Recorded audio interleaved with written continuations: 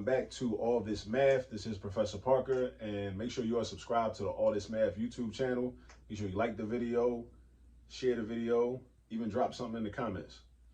Now, for today's lesson, we're going to talk about rounding numbers, and we're going to round this 4-digit number to the nearest 10. Now, when we say the nearest 10, we're talking about the tens place. The tens place, meaning that every digit to the right of the tens place, there will be a 0.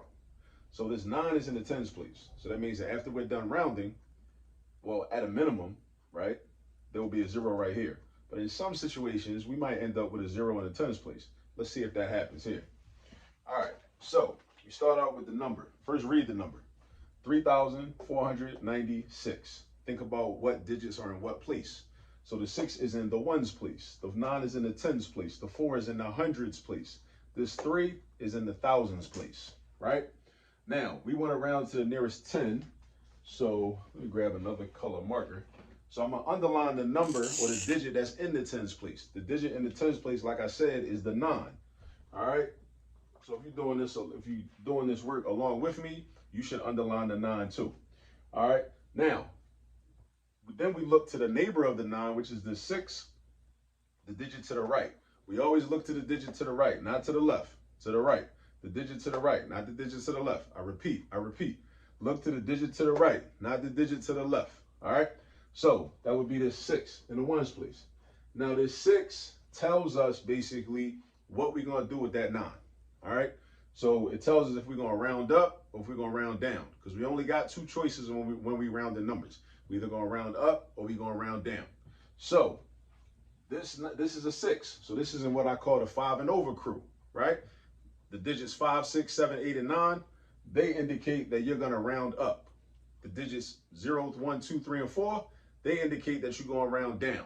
All right, so this is a 6, so that means you're going to round up. So this means this 9 is going to round up. Now, here's the problem. When you round up, the next 10 would be 10 tens or 100, right? So that means you got to go over here to the hundreds place. Sometimes the nearest 10 is 100.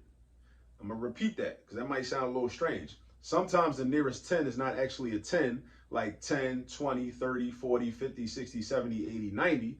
Sometimes the nearest 10 is a 100 number, is a number in the hundreds place. Like in this case, because if I go up, if I'm just counting, right? 3,496, then it's 3,497, then 3,498, then 3,499, then 3,500. So 500 is actually the next 10, right?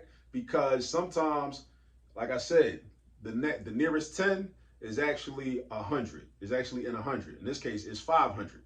All right? So because the 6 makes the 9 go up, that means we're going to 3,500. Now, let's look at this another way. Let's use a number line to find the answer, because I like to do math in different ways, right? So we can make sure we verify our answer, because if we do the problem in a different way and we still get the same answer, that's usually proof that it's correct. All right? And also it's good to be able to visualize. With number lines, we can visualize what's actually happening with the numbers. So let's draw the number line. And let's draw a vertical line over here to the left and a vertical line over here to the left. And the number line can also be thought of as the x-axis in a coordinate plane, which you're going to see when you get into pre-algebra, which is not too hard. Don't get intimidated by that. And then halfway between these lines, we're going to draw a line. All right. So now, what do I put right here? I put my option if I was going to round down, right? Now I'm pretending that I don't already know the answer. So I know that when I round, I got 2 options. If I round down, I would go down to 3,490. 3,490, right? Because I think about this. I say, okay, at 96, what are the 2 tens that are closest to 96? Beneath 96, I got 90, right? Imagine you had numbers going up from down here, right? Small numbers are down there. Numbers get bigger as you go up, right? So underneath of 96, the nearest 10 would be 90. So we're going to put that right here, 3,490. And then we say, okay, well, what's the nearest 10 that's bigger than 3,496? That, like I said already, is 3,500. So that's not going to go right here, but it's going to go right here, 3,500. All right, so I got 3,490. I got 3,500. Now, this is the midpoint, right? The midpoint. Also, something you're going to deal with in algebra and geometry, the midpoint. So it's the halfway point between these two numbers.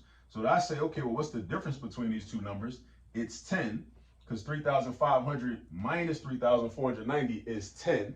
So if that's the case, then I say I want to break this 10 into two equal parts. So I do 10 divided by 2, which is 5.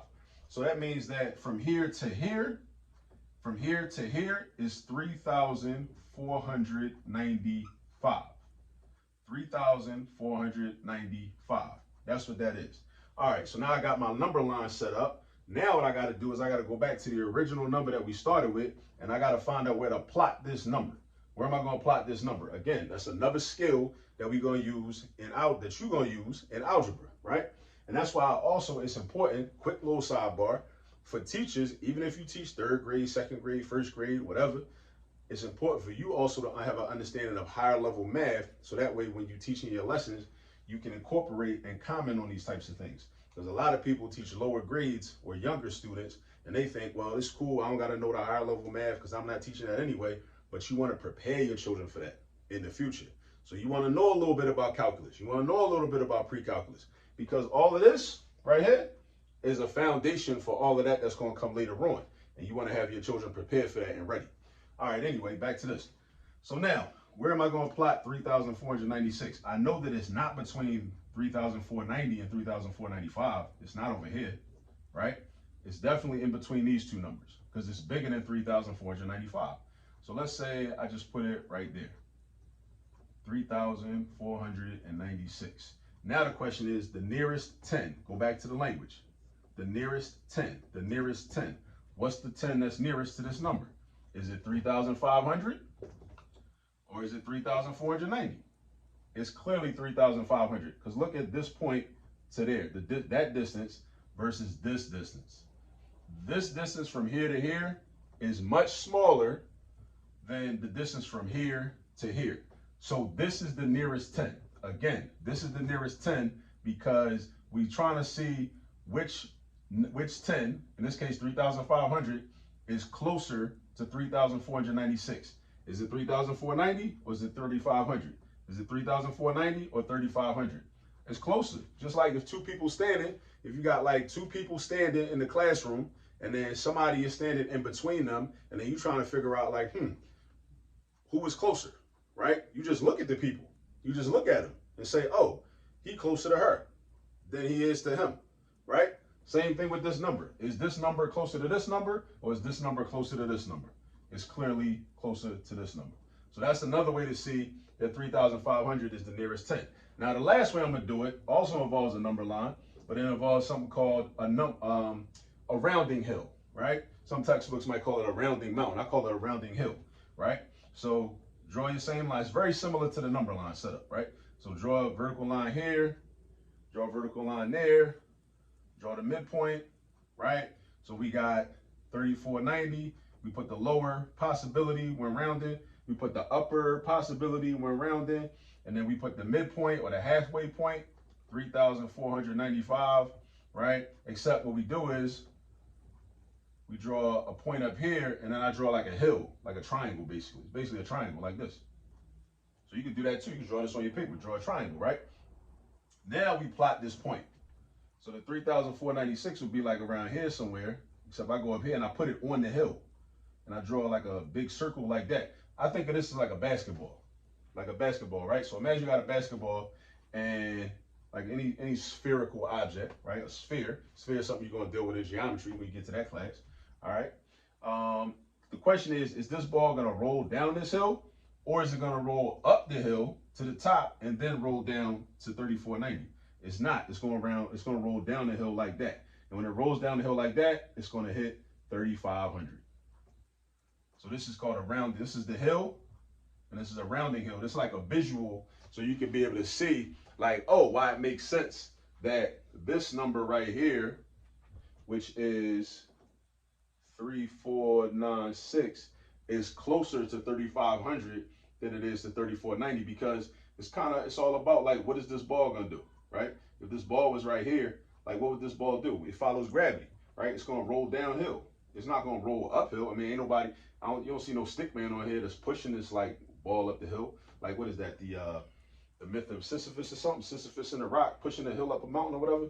Anyway, but yeah, it's just gonna follow gravity. It's gonna roll down the hill, and it's gonna hit 3,500. It's not gonna go uphill to the top, to the, what are they called? The summit or the pinnacle or the zenith or the it's a lot of words for the top of a mountain or the top of a hill. But anyway, yeah, and then roll down. It's not gonna happen. So anyway, we just rounded to the nearest 10 using 3 different methods. This is like the algorithm for it, which deals with the relationship between the digits and the number. Then we use the number line, and then we use a rounding hill. All right, so we did it in 3 different ways. I hope that makes sense. I'll see y'all on the next video. Peace.